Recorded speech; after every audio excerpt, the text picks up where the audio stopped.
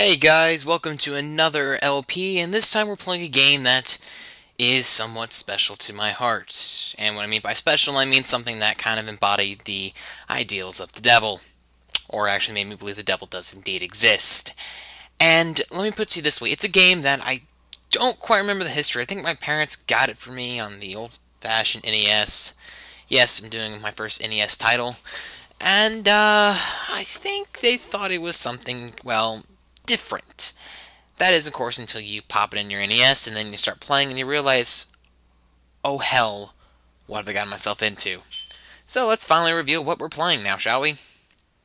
Why, it's Mario is Missing! Copyright 1993 by the Software Toolworks. Oh dear, I have decided to do this game. I actually did own a copy of this on the NES, and I'm not gonna lie, when I was young, I used to play this thinking, I didn't know what I was doing. I didn't know it was educational, I didn't even pay attention. I was like, oh, I play as Luigi, and I've got to say Mario. I used to just have fun on the map screen, just because I had no idea what the hell I was doing. But now that time has gone forward, I now know it's an educational game. There's so much hatred poured into this, and it also doesn't help the fact that when I was little, I also thought Mario's Time Machine was, in fact, an actual platformer. And I was actually going to rent it one day from Blockbuster until Blockbuster stopped doing NES games. Yes, I remember when Blockbuster finally stopped doing NES and Sega Genesis titles. That was a sad day of my childhood. Oh well, but enough reminiscing about the past. Let's start this game. But, yeah, as you saw from the opening, Mario got abducted in a literally bottomless bag and struggles to get out of it, so it's up to Luigi to come and save his sorry ass. And he does this by going to Antarctica, which is apparently where Bowser builds his new base. Anyway, there are 1, 2, 3, 4, I believe 7 doors in this castle. And each door leads to some place new and exotic, something unknown to most people. It's parts of the world. And inside each door there are 2 warp pipes. Each warp pipe will take you to a new area of the world. And if you couldn't tell already, the sprites look like they were directly ripped from Super Mario World on the SNES. A fax from the mayor. Welcome to our city, Luigi. You have arrived just in time. A horde of horrid Koopas have been looting our landmarks, and we need your help. And, of course, this is when it dawns on you that, oh crap, I'm somewhere in the world, and I have to kill Koopas to basically, well, find artifacts, or monuments. And how to get through everything is kind of weird. As you can see, there's actually people. And you scroll through your selections. Oh, there's a policeman too. Huh. If you stand still, people come to you. I didn't know that. But if to scroll through your menu... What the hell? So yeah, apparently Luigi is the only normal-looking person in the entire world. So if we want to flip through things, we have to hit select. This is actually our map screen. We see that there are Koopas... 1, 2, and 3 screens below us. So the map is actually very useful because some stages trying to find these Koopas becomes very, very annoying. So we use our map screen to find them. If we hit select again, we'll hit our question. And one would think, well, to ask a question, you'd press A, right? Well, no, because A is jump, and B is run. So then you're thinking, well, maybe I ask questions by pressing B. Nope, B doesn't do anything. Instead, it's the start button. The frickin' start button.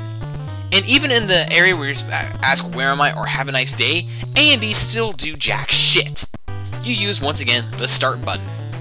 Catch a cab or take the subway, not many private cars in this island city. In case you're wondering, the people help tell you where in the hell you are. It's much like playing a game of Where in the World is Carmen Sandiego. Not really, so let's talk to the scientist. Legend has it the colonialists bought Manhattan for $24 from the Indians. If that didn't tell you where you were, well, nothing will. This is your personal computer. We'll never use it. And this is the world map. We do it to summon Yoshi, who starts off every single time in Antarctica. You then must move Yoshi through a actually fairly impressive 8-bit representation of the world. Until we get to New York. And now we're riding Yoshi. Thanks to this, we can now actually make our way to go kill Koopas. Because without Yoshi... Oh, I forgot about that! And the money bag shows our monuments. And it's King Kong holding the Empire State Building. How the hell a Koopa managed to fit King Kong in a bag that small just defies physics. So now what we must do is take a look at our map, and we see that the Empire State Building is one down below us. Now, in case you don't know anything about the Empire State Building, you can always ask people questions such as, what is this? Maybe that big ape could give me a hand up to check out the 102nd floor. Or he could use the elevator like most normal people. Now, a thing that does suck about this game is that sometimes whenever you move to a new location, using the roads, you will become stuck. That is never good. And that looks like the torch from the Statue of Liberty. And once again, in case you don't know, you can always ask people. I've always carried a torch for that statue because she looks like the sculptor's mom. Now you do too. Anyway, so we basically use the treasure bag to select whatever item we want to, and we need to go talk to this wonderful woman at an information desk with that blank, scary look. If you didn't have Yoshi, you couldn't speak to her. So we're gonna talk to her and say I'd like to return something. Several people have tried to collect the reward for our missing items. I'll have to be sure you can identify the item that you're presenting. Not only do you have to find out what the item goes to, you also have to answer trivia about the damn thing, which is why you ask people around town. How tall is the Empire State Building? 102 stories. Thank you! This is precisely what I've been looking for. I hope these Koopas didn't give you too much trouble while you were searching. And to express our appreciation of what you've done, I've been authorized to bring you a reward of $1,960. Very nice. Okay, come here. I want to ask you about the torch. Take the ferry to Liberty Island. The people in New York are burning to see that torch. Yeah, well, too bad after the attacks of 9/11, nobody can actually go there anymore. Yay. So, our last Koopa was down here, I believe. Let's check our handy-dandy map to make sure I'm not blowing smoke. Yes, the Koopa's in fact here, but he's on the other side of the map. So now we have to run to the other side of the map to collect our Koopa. Oh boy. And we got a lion, which of course belongs to the library, if I remember correctly. Sad thing is that most of these monuments I remember is mainly from history or just the fact that I used to watch Ghostbusters a lot as a kid. So let's go and ask this guy about the lion head. Besides the skyline, this statue is one of those rings that says New York. Carnegie Hall next.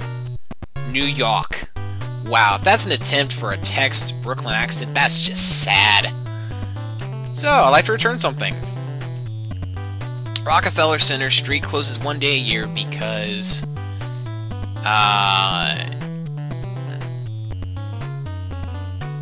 it's private property? Wow! Thank you, Jack Donaghy. And we get, wow, $2,800. Nice! So we don't need to talk to you because I believe the Statue of Liberty is also on this part of the land? Why, yes it is. It's on the other side. So now let's travel to the Statue of Liberty because, well, we have nothing better to do.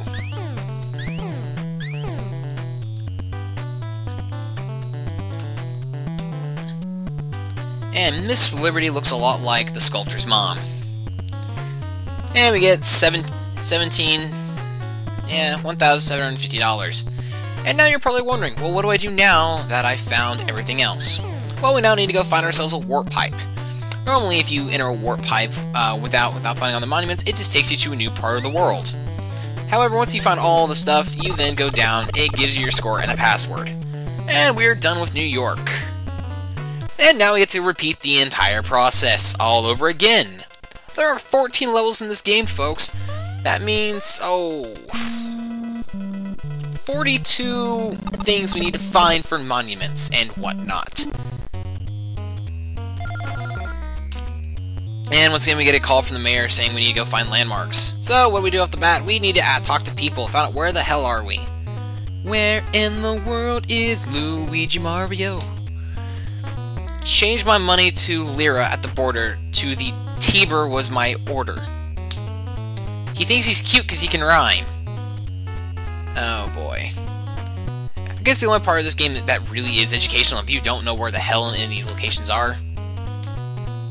I brought Italian I brought Italian shoes from home. We can climb the Alps from the Pika room. So I believe we're in Italy. But we're gonna save the game here, and I guess, yeah, freeze it right there, because I can freeze by clicking outside the screen. And yes, folks, I will be playing Mario's Missing for my next LP. Joy. Fun times ahead of us as we travel across the world, visiting exotic locations and returning artifacts that... Don't know why you couldn't just, I don't know, get Mario back and have him do all the legwork. Whatever. See you guys next time.